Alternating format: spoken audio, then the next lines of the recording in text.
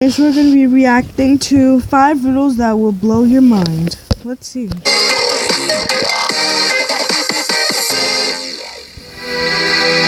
As you may be aware, we made a video on riddles that will mess with your mind a few months ago. So, if you would like to test your brain more than this, feel free to give that a watch after this video. With that shameless plug out of the way, here are 5 riddles that will blow your mind. I will give you 30 seconds to try and solve each riddle, but if you need extra time to think, by all means pause the video and resume whenever you're ready. Please be sure to leave a like and a comment, and a massive thank you to you all who have left some amazing comments on the last video. So, let's get right into this.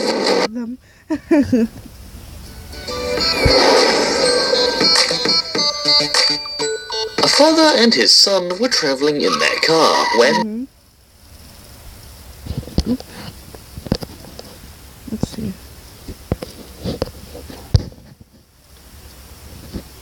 Suddenly, they crashed. The father was killed, however, the son survived, but was badly injured. He was rushed to hospital, where he required surgery.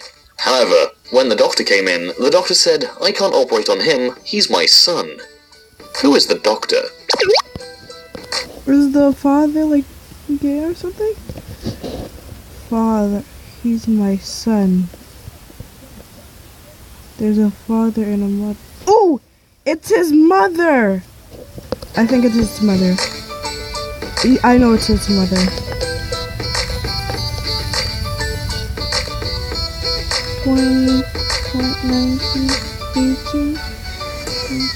So my answer is the mother.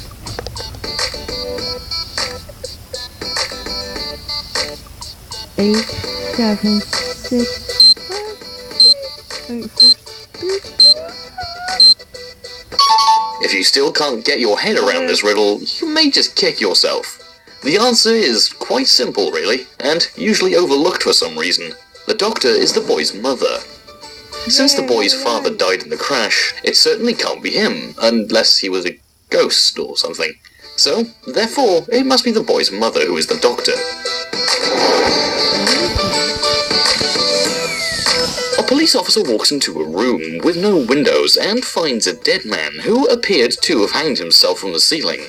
The police officer was left puzzled, as there was no chair or table beneath the man, which he might have jumped off of. All that was present beneath the man was a puddle of water. How did the man manage to hang himself? Maybe... How did he hang himself?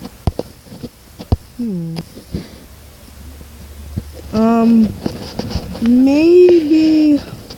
Okay, so there's like a puddle of water. I think that's the key to unlocking this mystery. Okay, so, the puddle of water. Maybe something melted. What can... Ice. Probably. Maybe he was like standing on a block of ice that was the shape of Jacob Sartorius. I'm kidding. So let's see if I was correct. I think he was like standing on a block of like ice, and then he it like melted and then he died or something.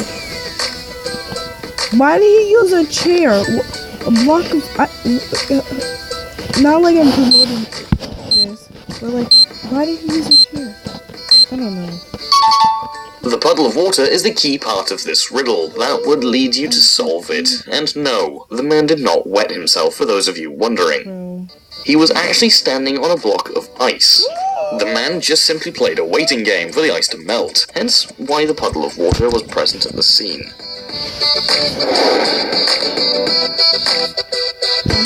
At a crime scene, a dead body of a man lies on the floor, with blood oozing out of his head. The dead man has a gun in his hand, and a tape recorder is found by his side. One of the investigators at the scene picks up the tape recorder and plays it. The following message is heard. "I am tired of this life, and so I have decided to relieve myself from the worldly pains." A gunshot soon follows. The investigator, therefore, declares this investigation as a murder investigation. Why? I think why, because maybe he didn't sound like that when he died. Maybe like someone was coming from a corner and then like shot him.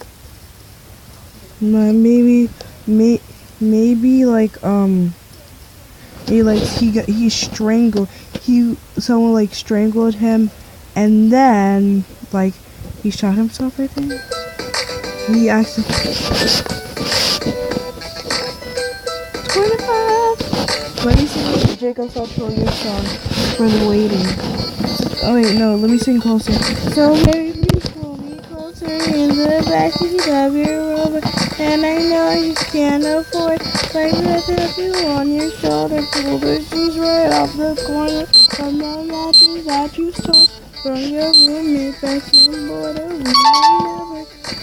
All the clues seem to suggest that the man committed suicide. However, that is not the case. If the man did kill himself, then how would he have been able to rewind the cassette? Ah, now you're following along. Since the cassette was rewound to play the message from the start, then it is clear that someone else must have killed the man, thus making this investigation a murder investigation. A man hijacks a plane carrying 10 passengers and lots of money. Before the plane took off, the man asked government officials for 11 parachutes. He killed all the passengers on board so that no one can identify him, and then took one parachute and jumped out with the money. Why did the man ask for 11 parachutes when he only needed one? Maybe like what if like one broke? Like what if 10 broke? I don't know. What if 10 broke? I don't know. Maybe he's carrying the money with the parachute, or like what if 10 broke?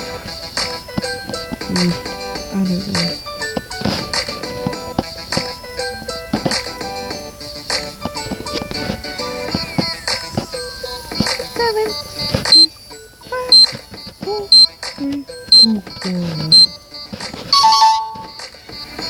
It turns out that the man was incredibly clever to ask for 11 parachutes as opposed to 1. By asking for 11 parachutes, government officials would have thought the man was jumping out of the plane with the hostages, and so would not risk giving the man any faulty parachutes. If the man asked for just 1 parachute, government officials would have believed that the parachute was just for the man, and could have tampered with it.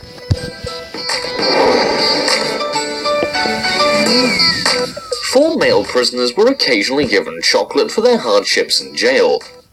On one day, 11 chocolates were given out to the prisoners. However, the prisoners don't know how many chocolates each of them had, so they decided to start a conversation. Prisoner 1 says, "Prisoner 2, did you have more chocolates than me?" Prisoner 2 says, "I don't know. Hey, Prisoner 3, did you have more chocolates than me?" Prisoner 3 says, "I don't know." Hearing the conversation, Prisoner 4 replies to everyone, "I know exactly how many chocolates each of you had." So, how many chocolates did each prisoner have? Okay, let's see. 4 male prisoners were occasionally given chocolate for their hardship in jail. On one day, 11 chocolates were given out to the prisoners. Okay, so there's 11 chocolates given out to 4 males. Then let's see.